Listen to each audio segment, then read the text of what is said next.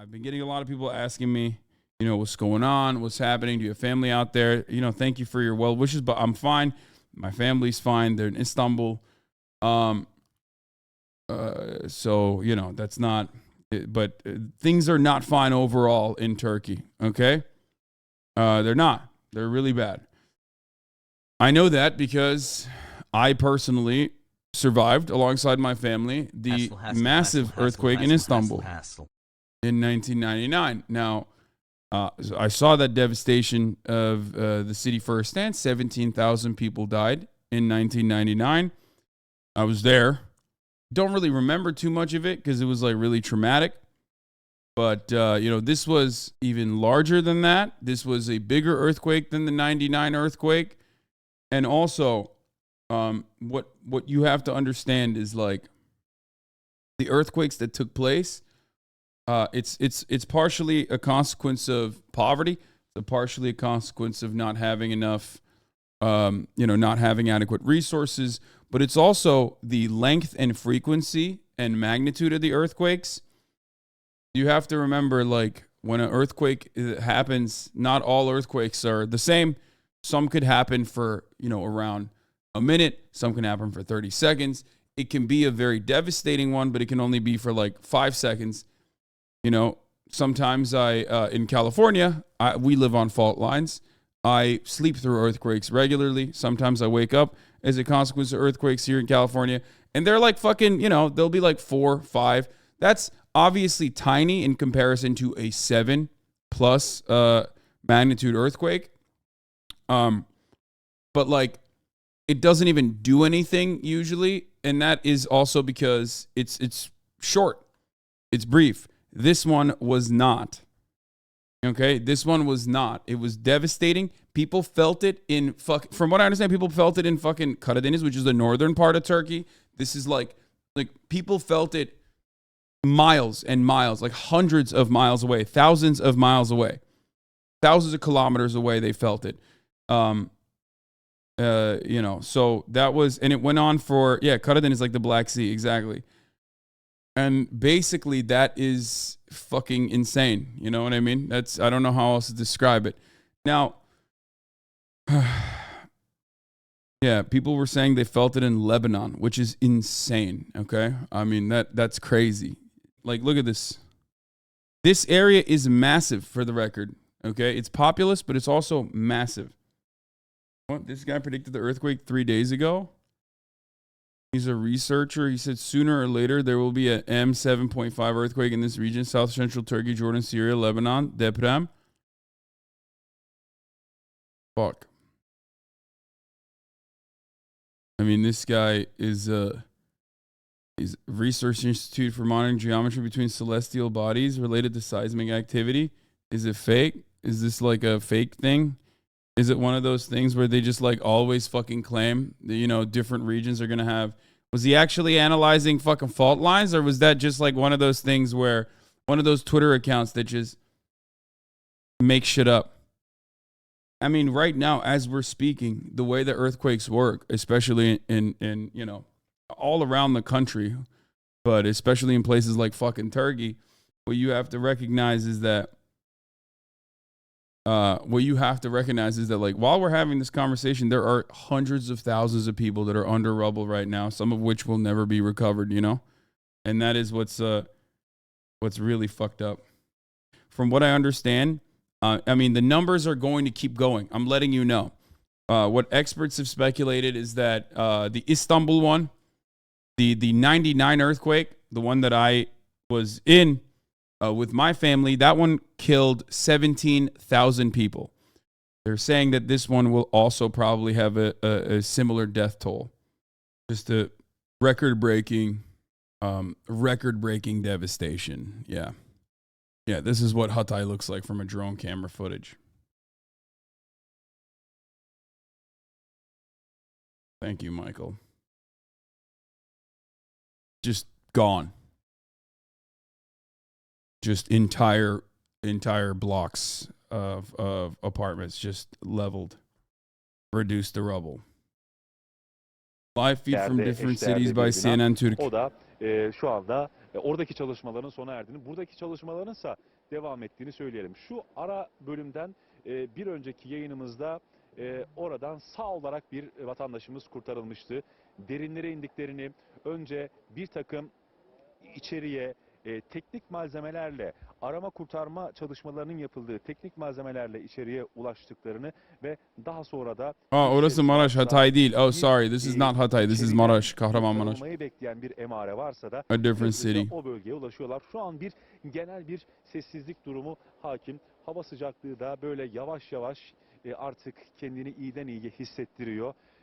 80 kişinin olduğu bilgisini buradaki bölgede yaşayanlardan edindik. Emrah, 11 beni kattan duyabiliyor musun? oluşuyor. Tabii 10 ili vuran depremde 12.068 kişi de yaralandı. So, death toll at the moment in real time in Turkey alone is 1762.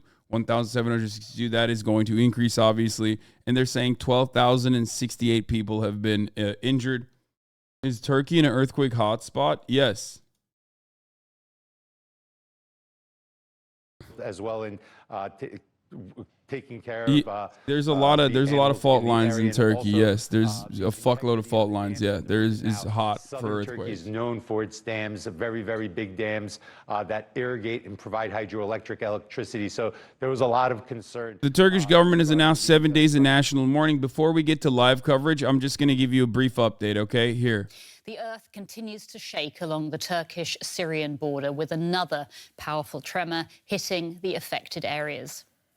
More than 1,500 people have been killed and the death toll continues to rise. Flights in the region have been suspended.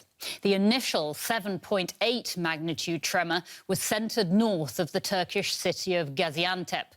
It caused destruction stretching all along Turkey's southern border from the Mediterranean eastwards.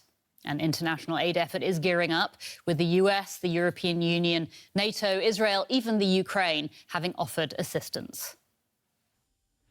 From the sky, the scale of the devastation caused by the giant quake is laid bare. Hitting in the early hours, it caused tremors that levelled entire sections of cities, with hundreds of buildings collapsing. Here, I'm blasting off. You can retweet as it if people you were want. still asleep in their homes. There are my sister and her 3 children. Right now, there are 7 members of our family under the debris. Authorities in Turkey say as many as 10 provinces have been affected. This video posted online, giving a sense of the damage caused in the city of Kahramanmaraş. Rescuers now facing a daunting task in the search for survivors. Their efforts impacted by the sheer size of the rubble piles and the added danger of falling debris and even further collapses.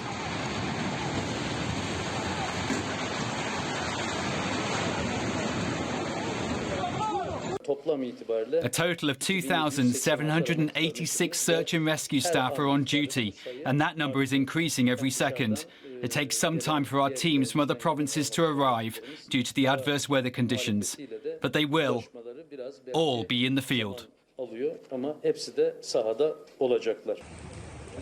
epicenter of the quake was in southeastern Turkey, but it also hit parts of neighboring Syria, leaving a trail of devastation, with members of Syria's opposition civil defense force, also known as the White Helmets, claiming many rebel-held areas in the northwest of the country are in a state of catastrophe.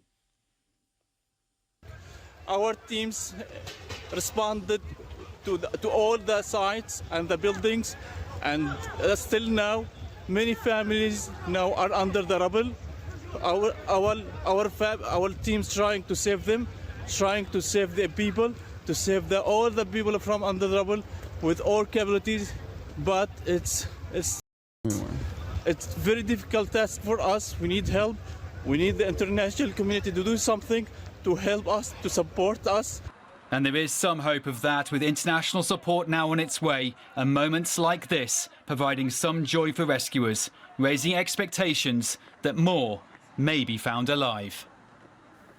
OK, let's cross straight to correspondent Dorian Jones, who is in Istanbul. Dorian, a second big earthquake has now hit. This is fast turning into a nightmare for Turkey, isn't it? Well, absolutely. This was a very powerful earthquake, according to authorities. It wasn't an aftershock, but an earthquake triggered by the initial earthquake in the early hours of this morning. That comes on top of the hundreds of aftershocks that continue to rattle the whole of the region in southern Turkey. And this is just adding to the rescue efforts, rescue workers' nightmare problems that they are facing. They're trying to dig into the remains of these collapsed buildings, of which there are believed to be over 2,000, possibly even more, to find survivors that they hope are trapped deep into the rubble. And this comes at a time when the authorities are still trying to grapple and get a handle on the magnitude of the problem.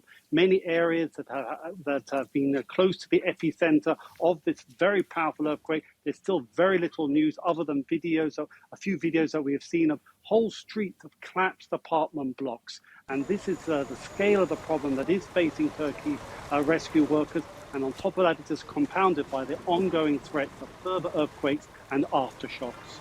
You mentioned the rescue workers. Can you give us a sense of the challenges that the rescue workers are facing right now? Well, they are facing a monumental task. You have to understand that 10 of Turkey's largest cities have been affected by this powerful quake, home to millions and millions of people. And all of these cities have seen buildings, apartment blocks collapse into piles of rubble. Now, the rescue workers now have to bury and dig into these rubble very carefully, using many occasions just their bare hands, because if you use heavy equipment, that runs the risk of further collapses of buildings. And on top of that, the whole of the region is in the grip of severe winter. Many areas are very snowbound, along with freezing sub-zero temperatures. And many people are now on the street. They've been told by the authorities not to go back into their homes because of the threat of further collapses. Now they spend the prospect of days and nights in sub-zero temperatures. This is another major problem for the rescue workers, to provide them with accommodation, tents, etc. One element of this that is also additionally devastating is the potential for hypothermia, considering that this is like one of the coldest instances. It's also incredibly fucking cold. You know what I mean? So that is going to be a problem as well. Hold on one second.